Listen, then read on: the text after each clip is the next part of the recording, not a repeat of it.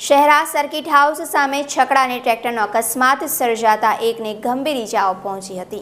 પંચમહાલ અને શહેરાના circuit house સામે વારંવાર અકસ્માત થવાના બનાવો બનતા હોય છે। તે જ રીતે છકડો તેમજ ટ્રેક્ટર ભટકાતા છકડા ચાલકને ગંભીર ઇજાઓ પહોંચી હોવાથી તેને 108 એમ્બ્યુલન્સ દ્વારા ગોધરા ખાતેના હોસ્પિટલમાં ખસેડાયો છે।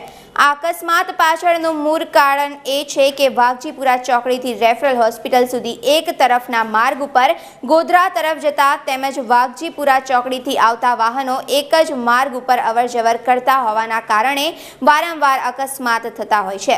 જો વાઘજીપુર ચોકડી ઉપર L&T કંપની દ્વારા બનાવેલા માર્ગ ઉપર સર્કલ બનાવવામાં આવે તો આ પ્રકારે અકસ્માતો થતા અટકે તેમ છે।